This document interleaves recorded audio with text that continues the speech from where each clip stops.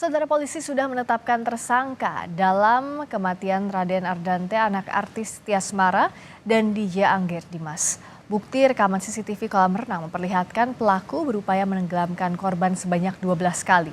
Lalu apa sebenarnya motif pelaku menghabisi nyawa Dante yang tak lain anak kekasihnya? Kasus kematian anak selebritas Tamara Tiasmara dan DJ Angger Dimas terus bergulir di kepolisian. Meski sudah menetapkan kekasih ibunda korban, Yuda Arfandi sebagai tersangka, apa motif pelaku belum terungkap. Polisi menetapkan kekasih ibunda korban, Yuda Arfandi sebagai tersangka, namun motif pelaku belum terungkap. Polisi melakukan olah tempat kejadian perkara di kolam renang tempat korban tewas Sabtu kemarin. Dalam rekaman CCTV, tersangka Yuda Arfandi terlihat diduga berupaya menenggelamkan Dante sebanyak 12 kali. Namun bukti CCTV berusaha dibantah Yuda. Menurut Direktur Kriminal Umum Polda Metro Jaya, Kombes Wira Satya Triputra, seperti yang kami kutip dari kompas.com, tersangka mengaku berenang di air selama 2,5 jam dan diduga menyelamkan korban bertujuan latihan pernapasan. Ibunda korban, Tamara Tiasmara, tak menyangka Yuda Arfandi, orang kepercayaannya, tega menenggelamkan putranya. Tamara juga menepis anggapan dirinya menutup-nutupi kasus kematian Dante. Anak aku tuh meninggal loh, bukan koma, bukan cuma cacat, bukan cuma sakit gitu. Jadi nggak mungkin seorang ibu tuh diam aja anaknya digituin. Jadi ya mohon pengertiannya aja untuk semua, bukan berarti aku tuh nutupin. Tapi aku tuh mau proses ini berjalan lancar tanpa harus aku cuap-cuap dimanapun. Siapa sih ada yang nyangka? Nggak mungkin ada yang nyangka. Saya sekarang kita mau tahu apa motifnya. Tapi tidak melihat gerak-gerik kecurigaan selama ini, selama kamu berteman baik dengan dia? Menurut psikolog forensik Reza Indragiri, dalam kasus pidana, kedekatan pelaku dan korban harus dikesampingkan. Karena orang dewasa yang melakukan kejahatan pada anak tidak sungguh-sungguh membangun relasi dengan korbannya. Ketika tadi dikatakan bahwa pelaku dekat dengan anak tersebut, maka karena ini kasus pidana, sudah sepatutnya kita tidak serta-merta percaya terhadap penilaian apalagi klaim sedemikian rupa. Karena acap kali orang-orang dewasa yang melakukan viktimisasi terhadap anak-anak adalah tidak sungguh-sungguh dengan membangun kepercayaan, tapi sesungguhnya memiliki tipu muslihat atau memiliki kepentingan-kepentingan di balik itu. Jadi membangun kepercayaan, membangun relasi hanya sebuah cara untuk membuka akses pelaku agar bisa mendekati diri si calon korbannya. Dalam hal ini adalah anak, sekaligus membangun kepercayaan dari pihak yang semestinya melindungi anak itu, yaitu caregiver-nya, pengasuhnya. Ayah korban, Angger Dimas, mengaku telah melihat CCTV peristiwa penenggelaman anaknya oleh tersangka. Angger meminta pelaku dihukum seberat-beratnya. Itu bukan kelakuan manusia sih, sangat-sangat kelakuan mungkin manusia purba atau binatang, gitu ya. Dan maaf Pak, gue pakai masker sekarang karena nggak bisa nahan emosi. Tadi informasi dari penyidik, ya saya minta sih seadil-adilnya, seberat-berat. Kasus kematian Dante yang awalnya hanyalah kasus anak tenggelam, kini berubah menjadi pembunuhan. Usai bukti rekaman CCTV kolam renang menjadi alat bukti yang terkonfirmasi, bukan editan. Polisi menjerat Yuda Arfandi dengan pasal berlapis, mulai dari kekerasan terhadap anak hingga pembunuhan berencana. Tim Liputan, Kompas TV.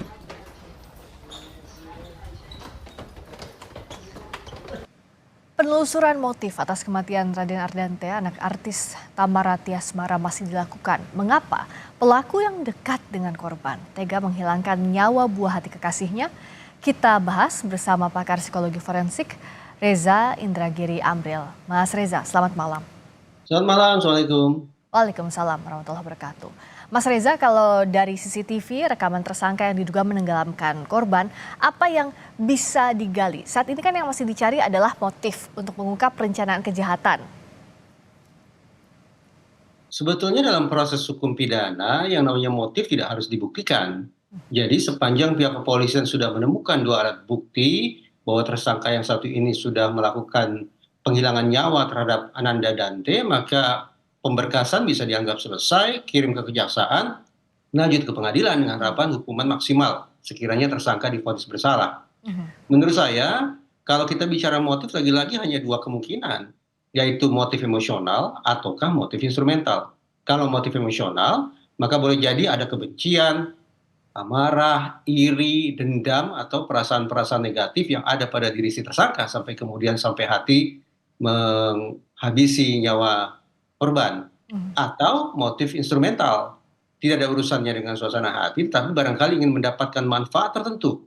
Entah itu harta, entah itu popularitas, cinta, atau manfaat lainnya yang memang hanya bisa diraih oleh si tersangka kalau dia menghabisi korbannya. Memang motif tidak harus dibuktikan, tapi kenapa saya tanyakan soal motif? Karena mungkin Mas Reza juga memantau di media sosial, kerabat rekan-rekan dari tersangka ini coba mengeluarkan video kedekatan antara tersangka dengan korban.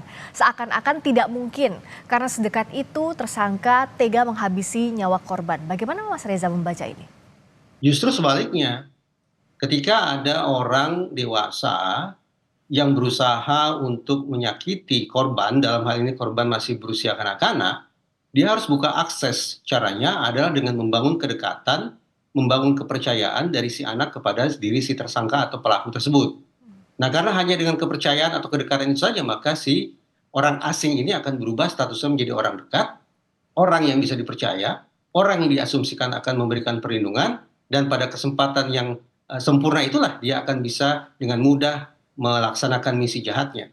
Termasuk dengan membangun kepercayaan sedemikian rupa, terbangun pula kedekatan dengan orang-orang di sekitar korban, yaitu caregiver atau pengasuhnya. Ya, apalagi kalau anak-anak sudah percaya dengan orang dewasa itu kan betul-betul menyerahkan dirinya begitu ya. Mas Reza mau diapakan saja, ayo diajak ke sini nurut, diajak begitu nurut.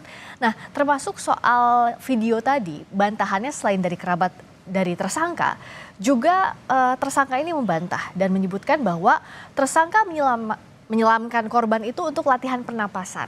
Nah, bagaimana menggali ini? Tujuan itu dari yang dilakukan oleh tersangka di kolam renang dari berbekal CCTV yang coba dibantah oleh tersangka. Pertama, silakan saja ditanya kepada tersangka ini, apakah dia seorang guru atau seorang instruktur renang sehingga sampai memiliki pemikiran sedemikian rupa. Itu poin pertama. Yang kedua, sekiranya pihak kepolisian akan menerapkan pasal pembunuhan berencana kepada tersangka, maka ada 4 hal yang harus bisa dibuktikan dan diyakinkan nantinya ke majelis hakim oleh pihak kepolisian dan perpanjangan tangannya adalah kejaksaan. 4 hal atau 4 unsur yang harus dibuktikan itu adalah adanya kalkulasi tentang target, insentif, resiko, serta sumber daya. Kalau 4 unsur itu berhasil dibuktikan ada di kepala si tersangka, nantinya berstatus sebagai terdakwa, maka sudah. Yang bersangkutan tidak hanya menghilangkan nyawa anak dalam pengertian pembunuhan tingkat 2 atau second degree murder, tapi boleh jadi melakukan pembunuhan berencana atau first degree murder. Dan teknik penyidikan lah yang nantinya bisa mengungkap ini ya.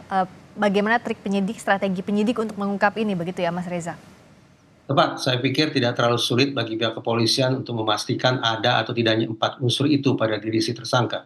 Termasuk dengan membaca tindak tanduk atau gerak-gerik tersangka selama waktu 2 jam di kolam renang tersebut, sebagaimana yang terekam oleh CCTV. Yang berikutnya juga diperbincangkan adalah bagaimana peran sang ibu. Yang dipertanyakan adalah kok bisa seorang ibu mempercayakan pengawasan anak ke orang yang bukan mantan suaminya, artinya bukan ayah anaknya, bukan juga keluarga. Mas Reza bagaimana membaca ini? Apakah memang polisi juga harus menggali soal ini? Saya pada dasarnya merasa amat sangat sedih dengan peristiwa tragis yang dialami oleh Ananda Dante. Dan saya bayangkan orang tua, pengasuh, keluarganya, teman-temannya pun merasakan kehilangan yang luar biasa. Tetapi karena kita kadung menyimak dari pihak kepolisian adanya kemungkinan penggunaan pasal pembunuhan berencana, maka ketika kita fokus pada kata berencana, sangat penting bagi pihak kepolisian untuk juga meninjau, menginvestigasi, apakah ini merupakan kejahatan yang sifatnya individual ataukah kejahatan yang sifatnya berkelompok. Kalau ini merupakan kejahatan yang sifatnya berkelompok, maka perlu dicari tahu, disisir satu persatu. Siapa gerangan yang menjadi eksekutor, anggaplah tersangka adalah eksekutor, sudah ditemukan. Lalu dicari tahu siapa gerangan yang menjadi mastermind, siapa pula yang memasok informasi, memasok modal seandainya, dan juga menyediakan sarana untuk melarikan diri dan seterusnya dan seterusnya. Apakah ini kejahatan yang dilakukan secara individual ataukah sekali lagi dilakukan secara berkelompok oleh siapapun kemungkinannya. Nah, kalau memang pihak kepolisian juga melakukan pendalaman ke aspek yang satu ini, maka kemungkinan adanya tersangka tambahan adalah suatu yang bisa saja terjadi. Termasuk siapa saja yang coba menutupi kejahatan ini sebelum akhirnya polisi menetapkan tersangka sebagai tersangka dalam pasal pembunuhan berencana begitu, Mas? Undang-Undang Perlindungan Anak tidak memberikan pengecualian sama sekali. Siapapun pihak yang melakukan kekerasan terhadap anak, baik kekerasan fisik, kekerasan psikis, dan juga kekerasan seksual, apalagi mengakibatkan anak sampai kehilangan nyawa, sudah mereka layak untuk dipidana.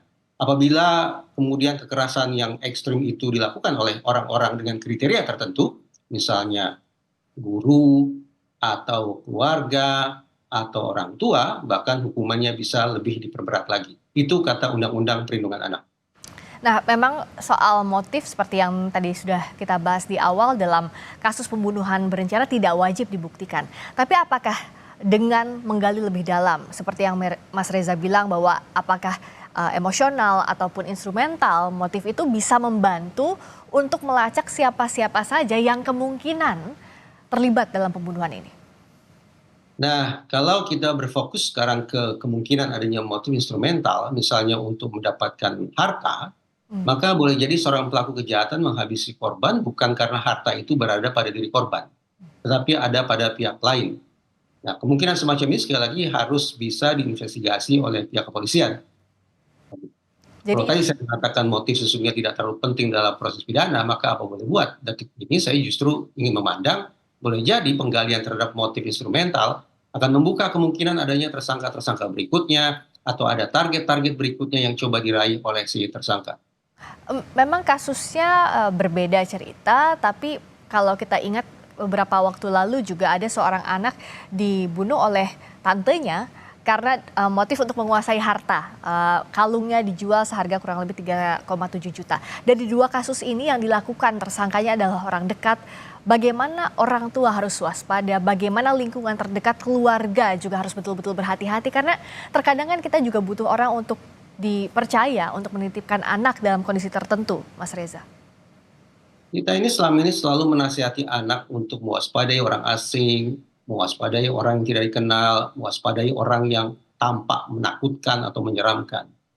Tapi tema perbincangan kita ini menghadapkan pada fakta sebaliknya, bahwa ternyata orang dekatlah, orang yang dikenal lah, orang yang tidak tampak menyeramkan lah yang justru menghadirkan ancaman yang amat sangat maut kepada anak kita. Saya tidak ingin membangun sebuah paranoia massal atau kecurigaan yang berlebihan.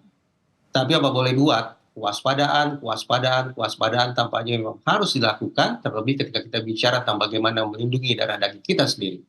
Anggaplah kita harus berpegang pada tiga kata. Do not trust anyone. Tidak percaya pada siapapun, walaupun itu terkesan atau terdengar berlebihan, tapi menurut saya itu lebih baik ketimbang akhirnya kita melakukan kecerobohan yang akhirnya berakibat fatal pada anak kita sendiri.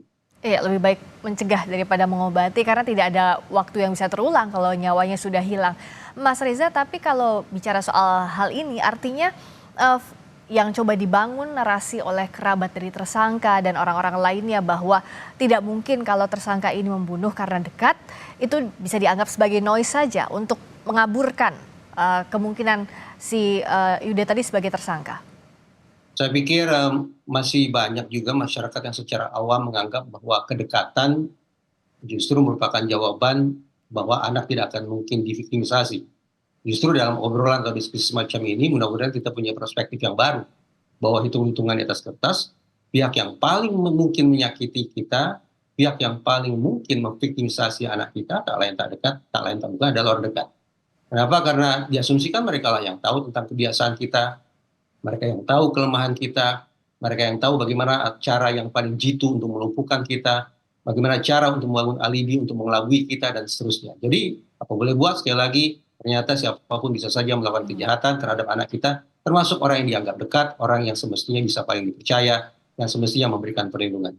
Dan yang kita harapkan memang kasus ini segera terungkap sampai tuntas siapa saja kalaupun ada pihak lain yang terlibat, masuk motif dan lain-lainnya, agar almarhum bisa mendapatkan keadilan meskipun nyawanya sudah tidak bisa tertolong lagi. Terima kasih. Sekali lagi, sebetulnya ada poin tentang CCTV yang semestinya bisa kita tarik pelajaran.